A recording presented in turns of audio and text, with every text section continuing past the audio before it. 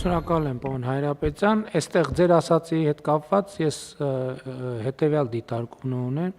թե որ դեպքում ինչքան եւ այլն, դա սա այնուամենայնիվ նախագիծ է, որը սկսում է շրջանառությունը։ Առջևում կլինեն քննարկումներ, կկոնկրետացնեն, կհղկվի եւ այլն, այսինքն ինչ որ դուք ասցիք, այդ եկեք ընդունենք որպես պայմանական, որովհետեւ կարող է իջնի, կարող է բարձրանա, կարող է ընդլայնվի, կարող է նեղանա, բայց քաղաքական արձանագրումը հետևյալն է. բջջային հեռախոսների շուկան ամենամեծ եւ ամենամեծ ստվերային շուկան է։ Մենք ինչ անում ենք, թռնում ենք վերև, իջնում ենք ցած, ջղայնանում ենք, կատաղում ենք, ներվայնանում ենք, բայց այդ շուկան ուղղակի մեղմ ժպտում է եւ շարունակում է իր գործը։ Եվ աշխարհում այս լուծումները վաղուց կան եւ մենք քաղաքական արձանագրումը այն է, որ ավարտվում է սև բջջային հեռախոսների շուկայի դարաշրջանը եւ Հայաստանի Հանրապետությունում ոչ մի հեռախոս, որը չի հավաստիացվում, որ ներմուծվել է օրինական ճանապարհով, Հայաստանի Հանրապետության տարածքում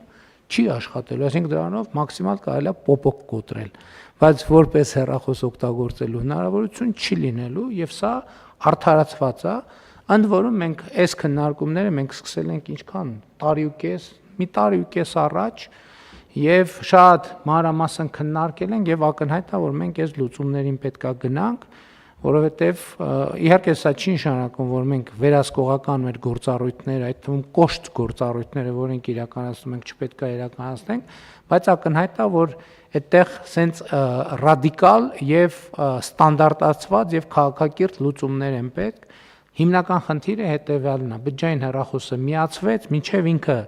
չի հավաստիացում, որ ինքը օրինական ճանապարհով է ներմուծվել Հայաստանի Հանրապետություն կամ առնվազն եթե այսինքն պետության հետ հարաբերություններում ինքը չի արձանագրել, չի այտնվում կանաչ գոտում, այդ հեռախոսը Հայաստանի Հանրապետությունում պետքա չաշխատի։ Հիմա անհատների պարագայում եւ այլն, ովքեր սա պարզա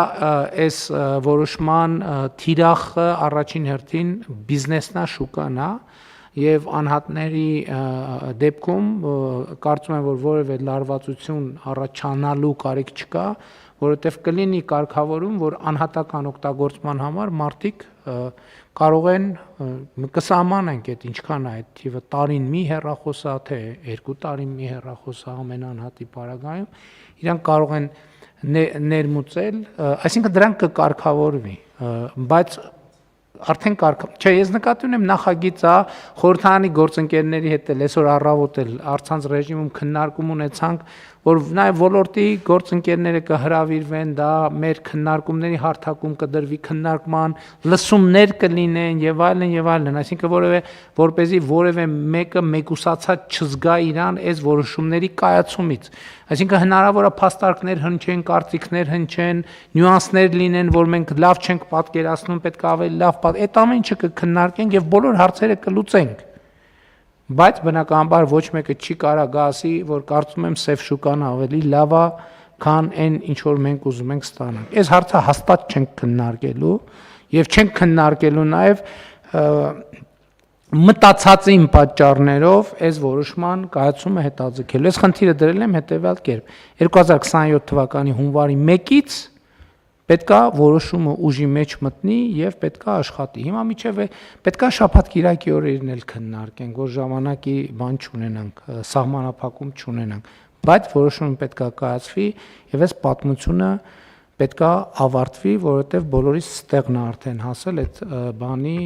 բոլորի չգիտեմ, բայց իմ ստեղը հաստատ հասել է այդ բջջային հեռախոսների սև շուկայի դեմ արդյունք կամ հիմնականում անարդյունք պայքարելու այդ տրամաբանություն։ Եվ ի վերջո պարոն Հայրապետյան նշեց նաև անհատական տվյալների պաշտպանության, կիբերանվտանգության եւ այլ հարցեր կան, որովհետեւ եկեք չմոռանանք, որ մենք առաջիկայում մենք թվայնացման շատ մեծ process-ներ ենք անցնում եւ առաջիկայում այն թվայնացման հայեցակարգը, որ մենք դրել ենք, սմարթֆոնը մարդու համար գործնականում լինելու ամեն ինչ, վարորդական իրավունք, անձնագիր, բանկային քարտ, բացարձակապես ամեն ինչ եւ մեզ հարկավոր է որ վստահ լինել, որ մեր երկրում գործում են այնպիսի գործիքներ, այնպիսի սմարթֆոններ, գադջետներ, որոնք այդ բոլոր ստանդարտների մեջ են գործում եւ այդ դեպքում պետությունը նաեւ որոշակի պարտավորություններ պիտի ստանձնի կիբերանվտանգությունը ապահովելի։ Սա էլ շատ կարեւոր մաս է, որովհետեւ սա մենակ այն չի, որ մենք